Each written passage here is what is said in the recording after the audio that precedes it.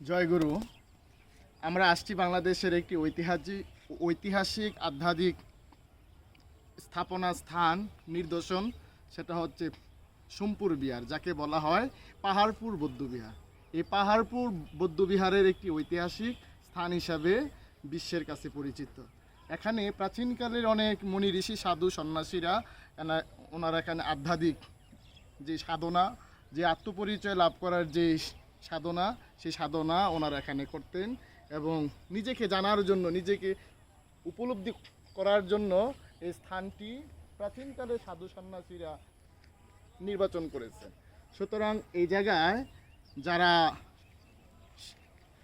সাধুমনা, যারা শুদ্ধতা অনুভব করে এখানে আসলে ওনারা অনেক ঐতিহাসিক নিদর্শন লাভ করতে পারেন। এই জায়গাটি হচ্ছে একটি আনন্দধাম। মানুষ আনন্দ লাভ করার জন্য, নির্বাণ লাভ করার জন্য, মুক্তি লাভ করার জন্য যে মুক্তির যে জ্ঞান, আনন্দের যে জ্ঞান, সেই জ্ঞান মানুষ এখান থেকে লাভ করতে পারে। সুতরাং বলতে চাই, যাদের আনন্দ করতে ইচ্ছা হয় তারা বৌদ্ধবিহারে আসুক। যার মন ভালো নয় সেও আসুক, যার মন ভালো আছে সেও এখানে আসুক। কারণ আসলে এই প্রকৃতি দেখলে, এই সৌন্দর্য দেখলে মানুষ অন্তরের মধ্যে উৎফুল্লতা লাভ করে, আনন্দ লাভ করে, প্রশান্তি লাভ করে।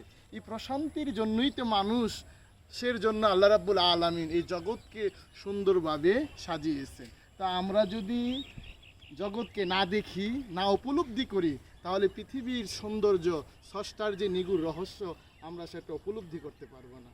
আমাদের মধ্যে এমন অবস্থা সৃষ্টি হয়েছে, আমরা আর কোথাও যেতে চাই না। তাই কবি বলেছেন, ধার বন্ধ করে দিই বমটারে রুখি, সত্য বলে আমি তবে কোথায় দিয়ে ঢুকি। আমরা যে ধর্মেরই হই না কেন, যে ফেরকারই হই না কেন, যে সম্প্রদায়েরই হই না কেন, আমাদের উচিত আত্মপরিচয় লাভ করা। আর আত্মপরিচয়ের জন্য এই সোমপুর পাহাড়পুর বৌদ্ধবিহারের মধ্যে প্রাচীনকালের মুনি ঋষিরা এই সাধনালয়, আধ্যাত্মিক বিশ্ববিদ্যালয় স্থাপন করেছেন।